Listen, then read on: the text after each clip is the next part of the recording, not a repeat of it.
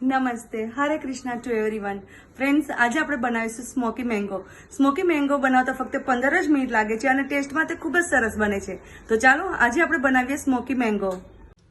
Smoky mango બનાવવા માટે મેં એક કાચી કેરી લીધેલી છે, 1 બાઉલ જેટલા ફોદીનાના પાન, 2 ચમચી જેટલું પલાળેલા ચિયા સીડ્સ લીધેલા છે, 1 સ્પ્રાઇટ લીધેલી છે, ખડી સાકરનો ભૂકો અડધો બાઉલ જેટલો લીધેલો છે, 1/4 કપ જેટલું મેં કાચી કેરી સમારેલી લીધેલી છે, 1 ટેબલસ્પૂન જલજીરા, 1 ટેબલસ્પૂન સંચર અને 1 ટેબલસ્પૂન મેં જીરાનો પાવડર લીધેલો છે અને 3 તીખી મરચી લીધેલી છે.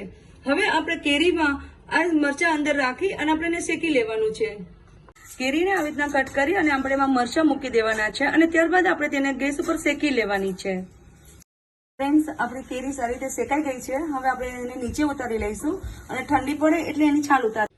ફ્રેન્ડ્સ, મેં આ કાચી કેરી જે શેકાઈ ગયેલી હતી એને મેં છાલ ઉતારી અને કાઢી લીધેલી છે બાઉલમાં. એમાં જે શેકેલા જે એની જોડે શેકાઈ ગયેલા હતા મરચા, એ મરચા, ફોદીનાના પાન આપણે એડ કરીશું.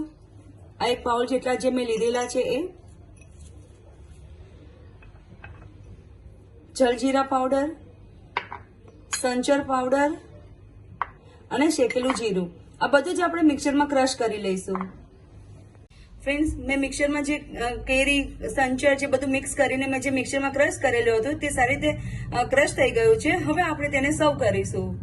સર્વ કરવા માટે સૌપ્રથમ આપણે ગ્લાસ પર લીંબુ આવી રીતના લગાવી લઈશું અને ત્યારબાદ મેં એક ડીશમાં લાલ મરચું પાવડર, ખાંડ અને સંચર લીધેલું છે. આપણે એને સારી રીતે પેલા મિક્સ કરી લઈશું.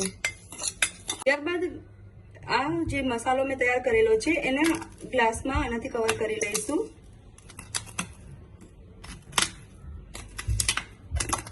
ત્યારબાદ આપણે તેમાં 1 સ્પૂન જેટલું આપણે ચિયા સીડ્સ એડ કરીશું.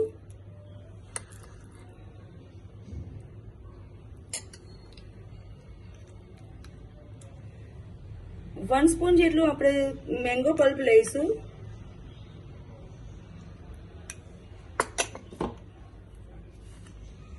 ટુ સ્પૂન જેટલો સાકરનો પાવડર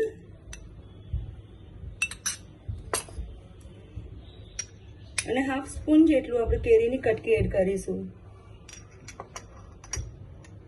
ત્યારબાદ 2 આઈસ ક્યુબ. ત્યારબાદ આપણે એમાં ઠંડુ પાણી એડ કરી અને સારી રીતે હલાવી લઈશું. ત્યારબાદ આપણે બીજા ગ્લાસમાં સ્પ્રાઇટથી સર્વ કરીશું. તો મેં 1 ચમચી જેટલું પલ્પ નાખેલો છે, 2 આઈસ ક્યુબ, 1 ચમચી જેટલી કેરીની કટકી અને સ્પ્રાઇટ. થોડી સ્પ્રાઇટ નાખી અને આપણે એને હલાવી લેવાનું છે અને ફરીથી પાછી આપણે સ્પ્રાઇટ એડ કરવાની છે.